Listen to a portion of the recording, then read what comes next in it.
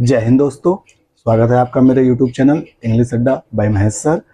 आज मैं आपको सिखाने वाला हूँ इंग्लिश की एक बहुत ही important topic, types of sentence, जिसके बिना इंग्लिश बहुत ही इनकम्प्लीट है। और इसको बिना सीखे आप इंग्लिश में कोई भी सेंटेंस बना नहीं पाएंगे।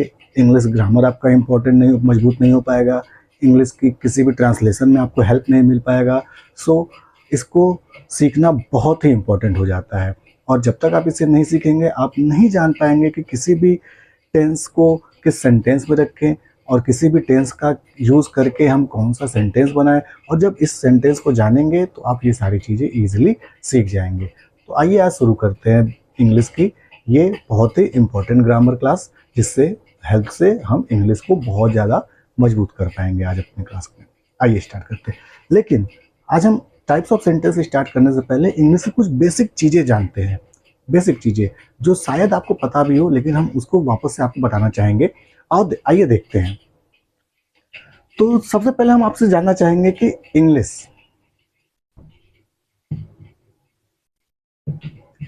ये है क्या। आप सब लोग बताने का प्रयास करिए कमेंट में, ये इंग्लिश है क्या। अगर मैं आपको बताना चाहूँ तो इंग्लिश जिसे हम लोग कहते हैं ये एक लैंग्वेज है। इसके क्या कहते हैं?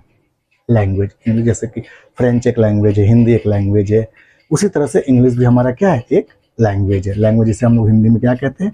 भाषा। ठीक है, चलिए यहाँ तक तो बात आपको समझ में आ गई। ठीक, अब भाषा किसे कहते हैं? भाषा वह होता है जो हमारे मुंह से ध्वनि के रूप में निकलता है। ठीक है, जो हमारे मुंह से ध्वनि के रूप में निकलता है। इट मीन्स लैंग्वेज वह फैक्टर है, वह तत्व है जो हमारे मुंह से साउंड के रूप में निकलता है, जिसे हम क्या कहते हैं? भाषा कहते हैं, यानी कि ध्वनि। बात समझ में आ रही है आपको? ठीक है, XYZ आप कोई भी भाषा बोल रहे हो, आप फ्रेंच बोल रहे हो, हिंदी बोल रहे हो, तमिल बोल रहे हो, संस्कृत बोल रहे हो, कुछ भी बोल रहे हो, कोई भी भाषा बोल रहे हो, लेकिन जो आप भाषा बोलेंगे उसको आप किस रूप में बोलेंगे? ध्वनि के रूप में बोलेंगे। ठीक है, तो वो साउंड के रूप में हमारे मुंह से निकलती है। ठीक, फॉर एग्जाम्पल लेट्स से, जैसे अगर ये एक लिखा हुआ है कुछ भी, सपोज दैट, तो ए लिखा हुआ है, तो इसको हम लोग किस ध्वनि में, इसकी ध्वनि क्या आएगी? इसको हम लोग देख के क्या कहेंगे? आप कहोगे ना सर ये क्या है? और लिखा हुआ है, या आप इसको कहोगे इसकी ध्वनि क्या आ रही है? अ की आ रही है, या ए की आ रही है, या आप कहोगे आ की आ रही है। ठीक है, ये ध्वनि आ रही है। सेम उसी तरह से एफ लिखा हुआ है, तो आप कहोगे कि फ की ध्वनि आ रही है या एफ की ध्वनि आ रही है। ठीक, इस तरह से आप इसको ध्वनि में बताते हो। म की ध्वनि आ रही है या एम की ध्वनि आ रही है, तो इस तरह से आप कहते हो कि ये ध्वनि में आ रही है। लेकिन आप क्या बता सकते हो कि इसकी क्या ध्वनि है? इसको आप बता सकते हो? नहीं बता सकते हो। रीजन क्यों? क्योंकि इसको आप नहीं जानते हो। तो कहने का मतलब आप समझिएगा मेरे, किसी भी ध्वनि के लिए कोई भी एक निश्चित सिंबल होना जरूरी है। बात समझ में आ रही है मेरी? आप किसको बोल सकते हो ध्वनि में?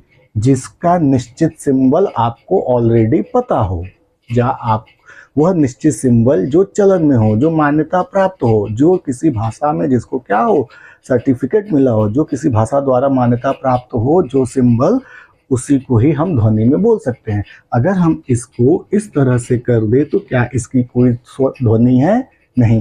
तो ये सिंबल नहीं है, ये सिंबल है। तो कहने का मेरा मतलब समझिए, जो साउंड है उस साउंड को हमारे मुंह से निकलने के लिए हमें किसकी जरूरत पड़ती है? सिंबल की जरूरत पड़ती है। किसकी जरूरत पड़ती है? सिंबल। इट मीन्स प्रतीक की जरूरत पड़ती है। ठीक है, प्रतीक या चिन्ह की जरूरत पड़ती है। ठीक, अब बात समझ में आई? तो और इसी सिंबल को हम लोग इंग्लिश भाषा में क्या कहते हैं? लेटर कहते हैं। यही है हमारा लेटर। आप समझ रहे हैं? ABC यही हमारा क्या होता है? लेटर होता है। अब बात समझ में आ रही है आपको कि मैंने यहाँ से स्टार्ट क्यों किया?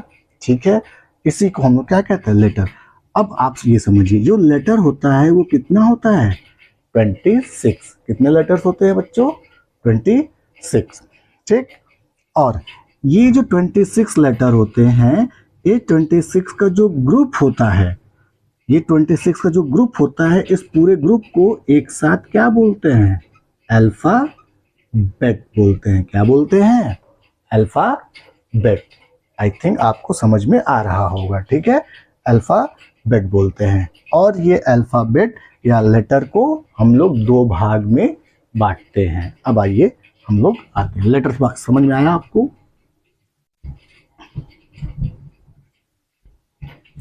अब देखिए, जो लेटर होता है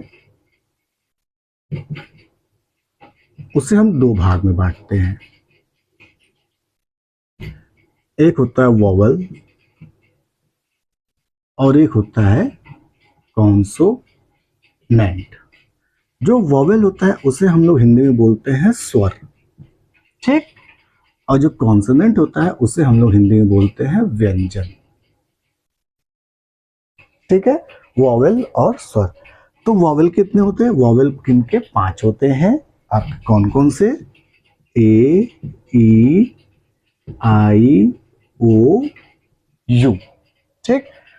और बाकी जो भी बचता है, मतलब बी, सी, डी, एफ, जी और एक्सेट्रा, जितने भी बचते हैं सभी, इन पांचों को छोड़कर जितने भी बचते हैं वो सभी कंसोनेंट कहलाते हैं, व्यंजन कहलाते हैं। अब समझिए, ये है गिनती में 5 और ये है गिनती में 21, ठीक है?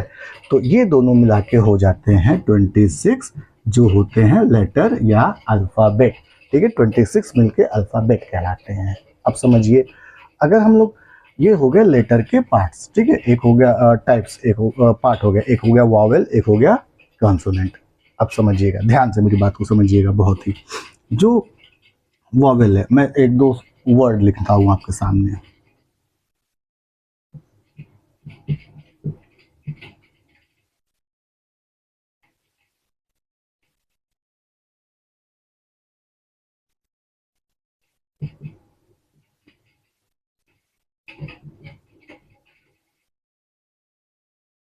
देखिए यहाँ पे, अब ये जो वॉवेल का काम है, वॉवेल का काम क्या होता है? साउंड रिप्रोड्यूस करना, ठीक है? जैसे यहाँ पे जो आई वॉवेल है, इस वर्ड में आई का साउंड क्या है? काइट। आई, इसमें क्या है? Fit, fit. और इसमें क्या है? अ, सर्कल, ठीक है? तो 3 वर्ड में इसके 3 साउंड आ रहे हैं, kite, I, fit, it, circle, a, ठीक है? 3 वर्ड में 3 साउंड इसके आ रहे हैं। और इसी तरह से अगर हम व्यंजन की बात कर ले तो देखिए, इस व्यंजन में तो इससे क्या पता चलता है? इससे ये पता चलता है कि जो एक ही वॉवेल है हमारा, वो अलग अलग साउंड रिप्रोड्यूस कर सकता है। तो आप इस बात को समझिएगा, जो ये हमारा साउंड है, जो हमारा वॉवेल है, ये 5 वॉवेल हैं, लेकिन कुल मिलाकर ये 20 साउंड रिप्रेजेंट करते हैं। कितने साउंड रिप्रेजेंट करते हैं? 20 साउंड। इसी वजह से आप लोग कहीं कहीं पर जो है कि PUT पुट पढ़ते हो, BUT बट पढ़ते हो, ठीक? बहुत सारे जगह पे अलग अलग प्रोनाउंसिएशन होते हैं इन्हीं साउंड्स की वजह से, ठीक है? अब आइए, जो डिटेल में कभी हम लोग पढ़ेंगे इसको, ठीक? अब आ जाइए, इसमें देखिए, इसको अगर हम लोग पढ़ेंगे, प्रोनाउंस करेंगे, तो सर्कल, सर्कल में देखो, इस सी को अगर हम पढ़ रहे हैं तो क्या आ रहा है? सर्कल, स आ रहा है। ये सी को पढ़ रहे हैं तो क्या आ रहा है? क आ रहा है, सर्कल। तो इससे ये पता चल रहा है कि जो व्यंजन है हमारा, ये भी क्या कर रहा है? अलग अलग साउंड रिप्रोड्यूस कर रहा है। तो ये भी समझ जाइए कि जो 21 व्यंजन होते हैं, कॉन्सोनेंट होते हैं, ये सब कुल मिलाकर 24 साउंड रिप्रोड्यूस करते हैं। ये आप के लिए इसी वजह से कहीं कहीं पर सी को क पढ़ा जाता है, कहीं कहीं पर सी को स पढ़ा जाता है, ठीक है? तो ये हमारा साउंड की वजह से होता है, ठीक है? इतनी बात समझ में आई आपको? चलिए आगे चलते हैं। अब एक खास बात समझिए, ये जो सभी वर्ड्स लेटर्स हैं, ये जब लेटर आपस में मिलते हैं, आपस में ग्रुप बनाते हैं तो ये ग्रुप बनाकर किसका क्रिएशन करते हैं, वर्ड का। किसका क्रिएशन करते हैं, वर्ड का, ठीक है। और वो भी कब, जब उस वर्ड की प्रॉपर क्या हो, मीनिंग हो। क्या हो, मीनिंग। जब कोई लेटर क्या हो, ग्रुप ऑफ लेटर, ये डेफिनेशन आप जानते होंगे, ऐसा नहीं है, ठीक है। Group of letter which has a complete meaning और सेंस इज कॉल्ड वर्ड, ठीक है। जब लेटर्स का ग्रुप जिसकी कोई प्रॉपर मीनिंग आए वो क्या होगा, वर्ड कहलाएगा, ठीक। जैसे यहाँ पे मैंने लिख दिया BOY, बॉय। अब इस बॉय की प्रॉपर मीनिंग है, मीनिंग क्या है, इट मीन्स लड़का, यानी कि ये वर्ड है। अगर मैं यहाँ पे लिख दूं इसी वर्ड को YOB, फॉर एग्जाम्पल, वाई भी वर्ड लेटर है, ये भी लेटर है, ये ग्रुप ऑफ वर्ड तो है लेकिन इसकी कोई मीनिंग नहीं है। हो सकता है हो, बट मुझे नहीं पता, तो इट मीन्स ये मीनिंग नहीं है। तो मीनिंग नहीं है तो इट मीन्स ये वर्ड नहीं है, ठीक है, योब, ठीक। तो इस तरह से अगर कोई शब्द आए ऐसा जिसका वर्ड जिसका जो है कि कोई मीनिंग ना निकल के आए तो वो क्या कहलाएगा, वो वर्ड नहीं कहलाएगा, ठीक है। तो ये हुआ वर्ड। अब आ जाइए सेम इसी तरह से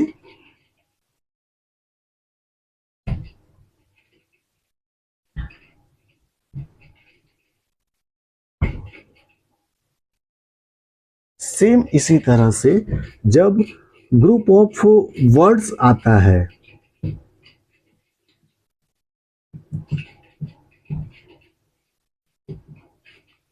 सेम इसी तरह से जब ग्रुप ऑफ वर्ड्स आता है तो और वो मीनिंग क्रिएट करता है तो वो क्या कहलाता है, सेंटेंस कहलाता है। क्या कहलाता है भाई, सेंटेंस कहलाता है।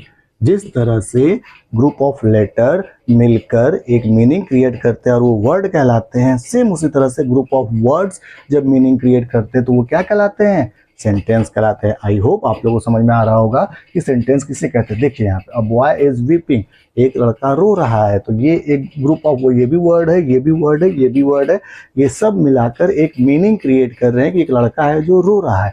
तो यहाँ पे क्या हो रहा है, एक सेंटेंस क्रिएट हो रहा है, तो ये एक सेंटेंस बन गया, ठीक है। अगर यही इसको हम जंबल कर दे, आगे पीछे कर दे, तो मीनिंग क्रिएट नहीं होगी। जैसे वीपिंग इज अ बॉय, तो ये कोई मीनिंग नहीं निकल रही है, तो यहाँ पे ये सेंटेंस क्या होगा, नहीं बनेगा। ग्रुप ऑफ वर्ड्स तो है बट ये सेंटेंस नहीं कहलाएगा, ठीक। तो आई होप आपको समझ में आ गया सेंटेंस किसे कहते हैं। ये इतना चीजें मैंने इसलिए बताया कि आपको पता चल सके कि सेंटेंस क्या होता है और इसका फॉर्मेशन कैसे होता है, कैसे इंग्लिश क्या होता है, इंग्लिश कैसे बनता है, लैंग्वेज है, लैंग्वेज कैसे होता है, लेटर से साउंड से बनता है, साउंड कैसे बनता है, जब हम सिंबल्स को पहचानते हैं उसको बोलते हैं तो साउंड रिप्रोड्यूस होता है, साउंड रिप्रोड्यूस होता है, फिर सिंबल से लेटर्स क्रिएट होते हैं, लेटर्स से वर्ड बनता है, वर्ड से हमारा सेंटेंस बनता है, ठीक है। अब हमको पढ़ना है टाइप्स ऑफ सेंटेंस, ठीक। अब आप समझिएगा आगे, अब टाइप्स ऑफ सेंटेंस क्या होता है। तो जो हम सेंटेंस बोलते हैं वो कितने तरह के होते हैं, ठीक। तो याद रखिए जो मेजर सेंटेंस होते हैं वो फाइव टाइप्स के होते हैं। जो फर्स्ट सेंटेंस होता है उसे हम लोग बोलते हैं असर्टिव सेंटेंस। कौन सा सेंटेंस होता है, असर्टिव सेंटेंस। असर्टिव सेंटेंस कितने प्रकार के होते हैं, ये दो प्रकार का होता है। पहला होता है जिसे हम लोग बोलते हैं अफर्मेटिव सेंटेंस। क्या, अफर्मेटिव, इसी को ही हम लोग बोलते हैं पॉजिटिव सेंटेंस भी। और जो दूसरा होता है इसको बोलते हैं नेगेटिव सेंटेंस। अब अफर्मेटिव सेंटेंस या पॉजिटिव सेंटेंस या नेगेटिव सेंटेंस क्या होता है, अब समझ जाइए। अफर्मेटिव सेंटेंस होता क्या है, ये सेंटेंस होता है जो हमें किसी भी घटना के बारे में जानकारी दे, ठीक है, जो हमें किसी घटना के बारे में जानकारी दे। अब वो घटना के बारे में जानकारी देता है वो असर्टिव सेंटेंस होता है। अब वो जानकारी पॉजिटिव होती है तो पॉजिटिव सेंटेंस या अफर्मेटिव सेंटेंस, वो जानकारी नकारात्मक होती है तो नेगेटिव सेंटेंस। सिंपल सी बात है। जैसे राम घर जा रहा है, यह एक घटना हो रही है, राम के घर जाने की बात हो रही है, लेकिन वो पॉजिटिव घटना है तो इसलिए पॉजिटिव सेंटेंस, राम घर नहीं जा रहा है, इसमें नेगेटिव सेंटेंस हो गया क्योंकि उसमें नॉट लग गया, नकारात्मक सेंटेंस हो गया, ठीक है। नकारात्मक सेंटेंस की खास बात ये होगी कि उसमें क्या मिलेगा आपको, नॉट जुड़ा हुआ मिलेगा, ठीक है। बात समझ में आई, सिंपल सी बात, किसी भी घटना के होने या ना होने की जानकारी जहां मिले वो असर्टिव सेंटेंस। दो प्रकार का होता है, अफर्मेटिव और या पॉजिटिव और निगेटिव। निगेटिव कब होगा? जब उस पर नॉट जुड़ जाएगा। ठीक है, मैं इंग्लिश पढ़ा रहा हूँ पॉजिटिव, मैं इंग्लिश नहीं पढ़ा रहा हूँ निगेटिव। ठीक, तो ये हो गया असर्टिव सेंटेंस। इसके बाद जो दूसरा सेंटेंस होता है वो होता है इंटरोगेटिव। क्या होता है? इंटरोगेटिव। इंटरोगेटिव सेंटेंस वो भी दो प्रकार के होते हैं। इंटरोगेटिव सेंटेंस में होता क्या है? वह सेंटेंस जिसमें क्या पूछा जाए? प्रश्न पूछा जाए। जिसमें क्या होता है? प्रश्न पूछा जाता है। ऐसा वाक्य जिसमें क्या करते हैं? प्रश्न पूछते हैं। अब यह प्रश्न पूछने वाला वाक्य भी दो प्रकार का होता है। एक जो खुद इंटरोगेटिव होता है, दूसरा जिसे हम लोग डबल इंटरोगेटिव बोलते हैं।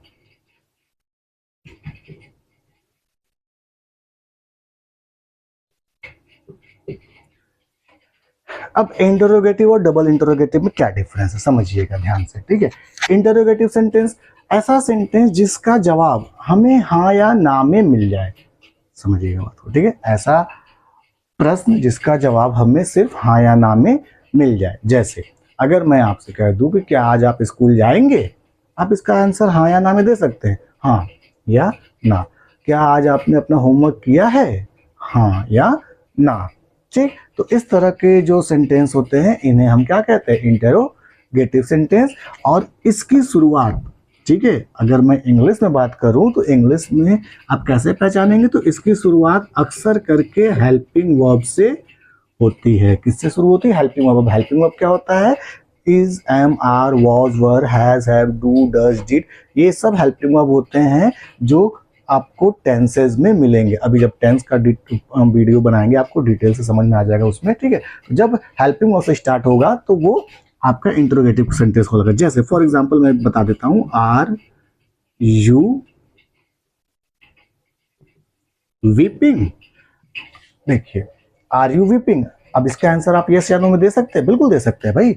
Are you weeping? यस, हाँ, ठीक है, या नो। ठीक, और हाँ एक खास बात और, इंटरोगेटिव सेंटेंस की खासियत ये होती है कि इसके लास्ट में आपको क्या मिलेगा? क्वेश्चन मार्क या इंटरोगेटिव मार्क मिलेगा। ठीक, और ये डबल इंट्रोगेटिव क्या होता है? डबल इंट्रोगेटिव ये सेंटेंस होते हैं ऐसे सेंटेंस जिनका आंसर हमें यस या नो में नहीं मिल पाता है, इनको हमें एक्सप्लेन करना पड़ता है। जैसे क्या तुम रो रहे हो? हाँ या ना में आंसर मिल रहा है। तुम क्यों रो रहे हो? हाँ या ना में आंसर नहीं मिलेगा, इसको क्या करना होगा? एक्सप्लेन करना होगा। तो ऐसे सेंटेंसेस को कैसे पहचानेंगे इंग्लिश में? तो ये स्टार्ट किससे होंगे? WH फैमिली से स्टार्ट होंगे। WH फैमिली क्या है? WH फैमिली मतलब why, what, when, where, who, how, इन सब को हम लोग बोलते हैं WH फैमिली या क्वेश्चन वर्ड्स। क्या बोलते हैं? Question word. ठीक है, ये जो है कि WH फैमिली होते हैं, इट मीन्स क्वेश्चन वर्ड। ठीक है, तो क्वेश्चन वर्ड से स्टार्ट होगा। जैसे फॉर एग्जांपल मैंने यहाँ पे लिख दिया वाई आर यू वीपिंग, अब ये स्मॉल लेटर हो जाएगा। ठीक है, वाई आर यू वीपिंग। अब हम इसका आंसर यस या नो में नहीं दे सकते हैं, तो हो जाएगा वाई आर यू वीपिंग। तो इसका आंसर हमें एक्सप्लेन करना पड़ेगा। I am weeping because I am ill, because I have lost my bag, because I have lost my pen, I have lost my money, anything, कुछ भी। ठीक है, तो अब इसका आंसर हमें एक्सप्लेन करना पड़ेगा। तो अगर इंग्लिश में पहचानना होगा तो हमें WH से स्टार्ट मिलेगा, तो वो डबल इंट्रोगेटिव। और अगर हेल्पिंग वर्ब से मिलेगा, is, am, are, was, were, do, does, did, has, have, will, shall, तो वो इंट्रोगेटिव होगा। ठीक है, आई होप समझ में आया होगा इंट्रोगेटिव सेंटेंस। ठीक, नेक्स्ट सेंटेंस है आपका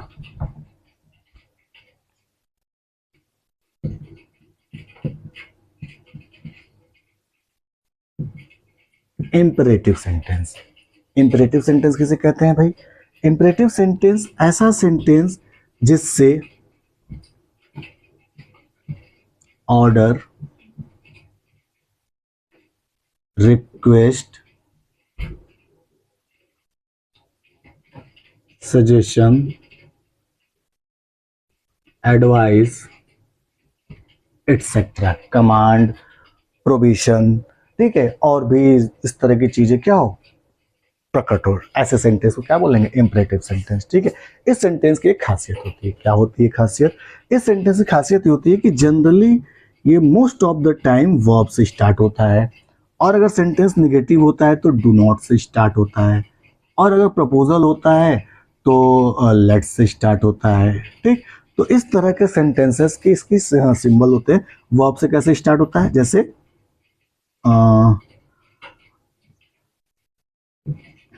bring me a glass of water, bring me a glass of water.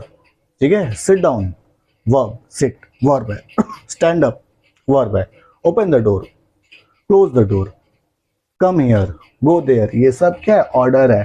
ठीक है, अब इन्हीं सब सेंटेंस सामने आप क्या लगा दीजिए, प्लीज लगा दीजिए, काइंडली लगा दीजिए, तो क्या हो जाएगा, रिक्वेस्ट हो जाएगा। ठीक, सजेशन, एडवाइस। अच्छा, आप एक चीज मुझे बताइए, सजेशन या एडवाइस में क्या डिफरेंस होता है। ठीक, बहुत इंपॉर्टेंट क्वेश्चन है ये। ठीक है, और ये कब आपको काम आएगा, जब आप नरेशन बनाओगे। ठीक है, नरेशन जब बनाओगे डायरेक्ट और इनडायरेक्ट, तो उस टाइम पे बड़ा काम आता है सजेशन और एडवाइस। ठीक है, तो सजेशन और एडवाइस क्या होता है मुझे कमेंट में बताइएगा। ठीक है, मैं अभी बता देता हूँ आपको। ठीक, तो सजेशन नहीं, अभी नहीं बताऊंगा, आप मुझे कमेंट में बताइएगा। ठीक है, फिर मैं जब नरेशन बताऊंगा तो उस टाइम पे आपको बढ़ाऊंगा कि सजेशन और एडवाइस में क्या डिफरेंस होता है। ठीक, please bring me a glass of water. ठीक, so and do not waste your time.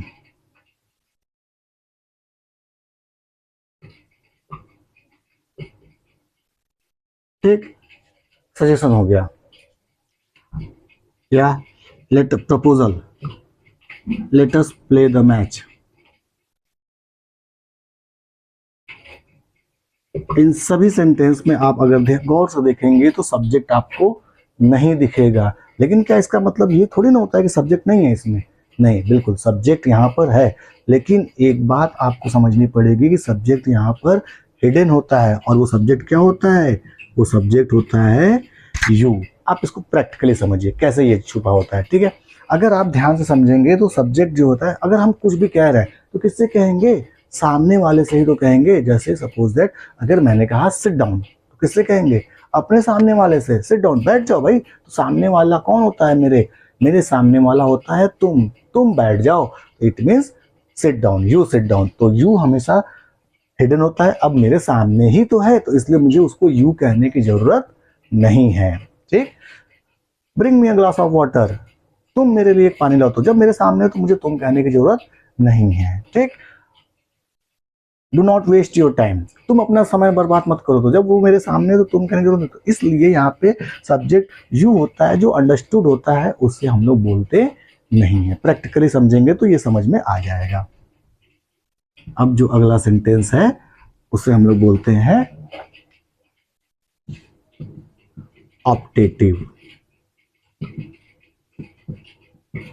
Optative sentence, optative sentence ऐसा सेंटेंस होता है जिसमें bless, curse, wish,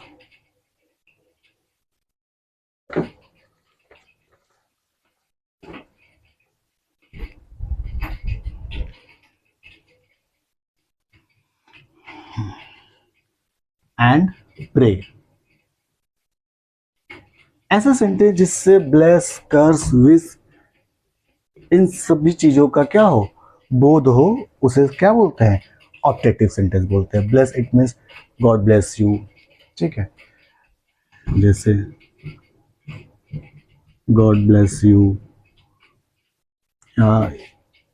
may you live long. ठीक है, कर्स, किसी को बारे में बुरा बोलना, अभिशाप बोलना। ठीक है, बुरा भला बोलना। ठीक है, may you got an accident today. ठीक है, may you go to hell, इस तरह के sentence, go to hell. Wish, किसी को विश करना, जैसे गुड मॉर्निंग, गुड इवनिंग, या happy birthday, happy Diwali, happy Holi, या अपने लिए कोई विश करना। ठीक है, इस तरह के सेंटेंसेस क्या हो जाएंगे इसमें। प्रे क्या हो जाएगा, प्रे करना, जैसे कि मे द किंग लिव लॉन्ग, इस तरह के सेंटेंसेस क्या हो जाएंगे आपके ऑप्टेटिव सेंटेंस में आ जाएंगे।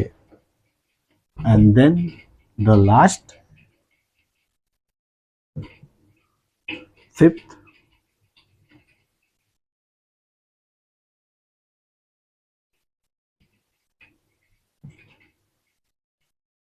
Exclamatory sentence. एक्सक्लामेटरी सेंटेंस क्या होता है? एक्सक्लामेटरी सेंटेंस ऐसे सेंटेंस होते हैं जो आपके सडन फीलिंग को शो करे। ऐसे सेंटेंस जो आपके सडन फीलिंग को शो कर देते हैं। ठीक है, अब सडन फीलिंग को शो करने के लिए सेंटेंस के पास दो तरीके से ये शो करता है। पहला तो ये इंटरजेक्शन से शो करते हैं।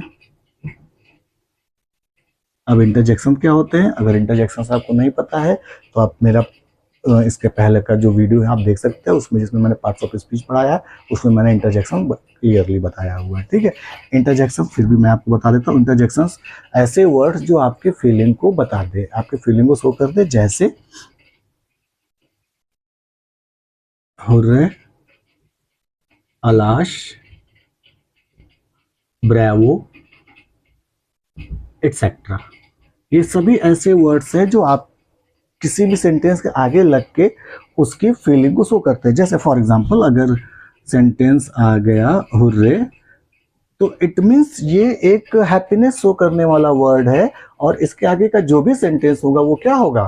कोई ना कोई हैप्पीनेस वाला होगा। तो hurray, we have won the match. ठीक है, इस तरह के सेंटेंस क्या होंगे? अलास होगा, alas we have lost the match. ठीक, तो इस तरह के सेंटेंसेस क्या होंगे? आपके इंटरजेक्शंस की हेल्प से बनाए जाएंगे। ठीक है, और इसमें एक खास बात होगी कि एक्सप्लेनेशन मार्क कहाँ होगा? जस्ट इंटरजेक्शन के बाद होगा।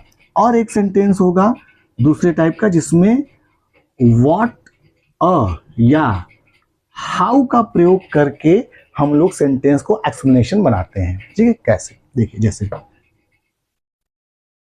How beautiful the doll is.